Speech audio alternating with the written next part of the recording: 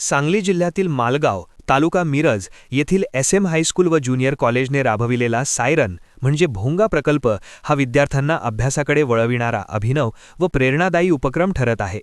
सुमारे 3 वर्षांपूर्वी सुरू करण्यात आलेल्या या उपक्रमामुळे विद्यार्थ्यांमध्ये वेळेचे भान आणि अभ्यासाची सवय लक्षणीयरित्या वाढत असल्याचे दिसून येत आहे। विशेष म्हणजे सांगली जिल्ह्यात अशा प्रकारचा उपक्रम राबविणारी ही पहिलीच शाळा मानली जात आहे।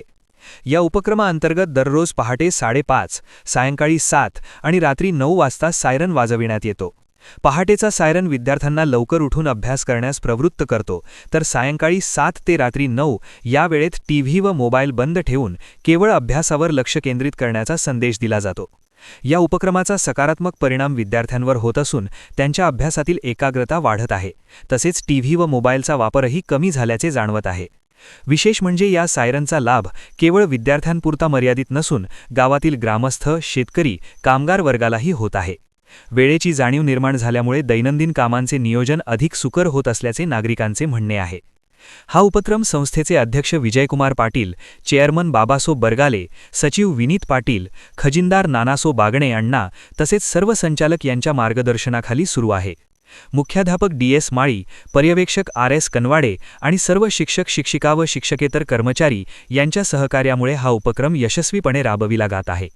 शिक्षणासोबत सामाजिक शिस्त व जबाबदारीची जाणीव निर्माण करणारा हा सायरन प्रकल्प मालगावच्या एसएम हायस्कूलचा एक आदर्श उपक्रम ठरत आहे। डिजिटल सांगलीसाठी मिरज तालुका प्रतिनिधी निशांत भंडारे।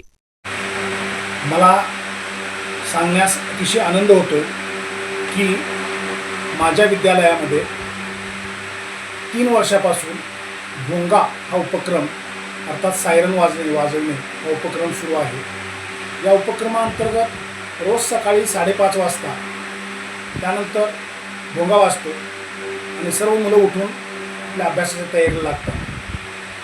त्यानंतर संध्याकाळची वेळ ही अतिशय अभ्यासासाठी महत्त्वाची वेळ असते आणि इथं संध्याकाळी रोज 7 वाजता भोंगा वाजतो आणि मुलं आपला खेळ आटोपून अभ्यासासाठी बसतात। टीव्ही, मोबाईल पूर्णतः गावातील बंद असतात आणि हा उपक्रम 2 तास चालतो अभ्यासाचा आणि 9 वाजता पुन्हा भोंगा वाजतो आणि मुलं जेवणाला बसतात अभ्यास संपवून। आणि हा जो उपक्रम आहे हा सांगली जिल्ह्यामध्ये पहिल्यांदा मालगाव या ठिकाणी राबवला गेला। आदरणीय मुख्याध्यापक कोष्टी सर त्यावेळी या शाळेचे विद्यालयाचे मुख्याध्यापक होते। या उपक्रमाची संस्थेने अतिशय दिलखुलास व मोठ्या प्रमाणात कौतुक केलेले आहे। संस्थेचे अध्यक्ष आदरणीय प्राध्यापक विजयकुमार पाटील सर, चेअरमन बाबासाहेबांना बरगाले शेठ व सचिव विनीत पाटील सर यांनी या उपक्रमासाठी खास मार्गदर्शन दिले होते आणि त्यांच्या मार्गदर्शनामधूनच हा उपक्रम सध्या सुरू आहे।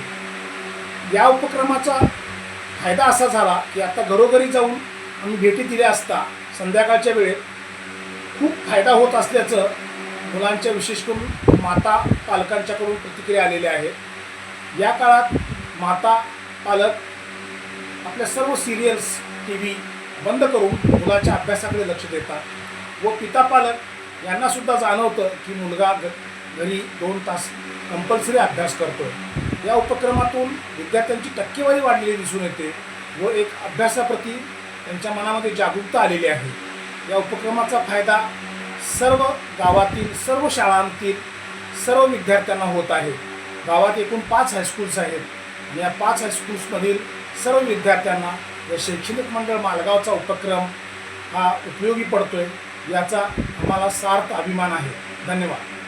माझे नाव पांडुरंग शिवाजी वायदंडे, एसएम हायस्कूल यामध्ये माझा मुलगा 9वीला शिकत आहे आणि शाळेचा भोंगा पहाटे 5:30 ते सुरू असतो। त्या टायमाला मुले आमचे उठून अभ्यासाला लागतात आणि तिथनं बरोबर संध्याकाळी 7 ते 9 पर्यंत त्यांचा अभ्यास सुरू असतो आणि ह्या भोंग्यामुळं आमच्या मुलाच्या ह्याच्यात लयच प्रगती झाली आहे काय आणि हे असेच असावं आणि बरेच शिक्षक आमच्याकडे येऊन चौकशीसुद्धा करून जातात आणि हे बी आम्हाला बरंच अभिमान वाटतो आहे ह्या गोष्टीचा की त्यांचं लक्ष मुलावरती भरपूर आहे। तुला काय वाटतं की या SM high school junior college Malgaon या शाळेमध्ये जो काय उपक्रम राबवलेला आहे याबद्दल तुझी काय प्रतिक्रिया आहे? तुझी काय म्हणणं आहे की चांगला आहे का उपक्रम? तुझी काय आता अभ्यासामध्ये प्रगती काय आहे, तू काय सांगू शकेल? माझ्या मतानं हे जे SMS school junior college Malgaon या शाळेने जे उपक्रम राबवले ना, तो उपक्रम म्हणजे उपयोगीच आहे, जेणेकरून मुलांच्या अभ्यासामध्ये सुद्धा वाढ होते, त्यांचं लक्ष सुद्धा केंद्रित होते, जेणेकरून मुलं एकाग्रतेने अभ्यासाला सुद्धा बसू शकतात आणि त्यांचे बौद्धिक दृष्टी सुद्धा वाढू शकते. आता हा उपक्रम राबवल्यामुळे काय होते, तर आपण जी मुले 7 ते 9 या कालावधी म्हणजे त्यांच्या हातातून जे मोबाईल, TV इत्यादी साहित्य असते, त्या आधारे ते मुले त्या म्हणजे इंटरनेट सोशल मीडिया इत्यादी काय बघत असतात, त्याच्यामुळे मुलांचे लक्ष केंद्रित होत नाही, त्याचा परिणाम त्यांच्या अभ्यासावर होतो. मग या उपक्रमाद्वारे मला असे वाटते की हा जर उपक्रम राबवला तर याचा उपयोग आपल्याला म्हणजे दैनिक व्यवहारामध्ये सुद्धा होतो, जेणेकरून मुलांच्या प्रगतीमध्ये सुद्धा वाढ होते. आता माझेच उदाहरण, मी 7 ते 9 या वेळेत आधी मोबाईल इत्यादी म्हणजे मोबाईल TV चालू असायचा, जेणेकरून माझं लक्ष केंद्रित होत नव्हते. आणि जेव्हा मी SMS स्कूल व ज्युनियर कॉलेज मालगाव आमचे होळे सर यांनी मला या शाळेमध्ये घेऊन आले, ते माझे ॲडमिशन केले, तेथे मला असे आढळून आले की भोंग्यामार्फत एक उपक्रम राबवला आहे, जेणेकरून मुलं अभ्यासाला बसतात, 7 ते 9 या वेळेमध्ये अभ्यास करतात. अशा प्रकारे मी काय केले, तर 7 ते 9 या वेळेमध्ये मी मोबाईल, TV इत्यादी साहित्याचा वापर न करता मी एकाग्रतेने ते अभ्यास करत राहिले, ज्याचा परिणाम आता झालेले जे पेपर आहेत, झालेले शाळामध्ये जे उपक्रम राबवले आहेत, वेगवेगळ्या स्पर्धा परीक्षा आहेत, त्याच्यामध्ये माझा प्रथम क्रमांक येत असतो, तर त्याच्यामध्ये माझा नंबर येत होता. अशा प्रकारे हे उपक्रम अतिशय उपयुक्त आहे, जे असे मला वाटते. माझ्या मते हा उपक्रम सर्वत्र राबवला पाहिजे असे मला वाटते.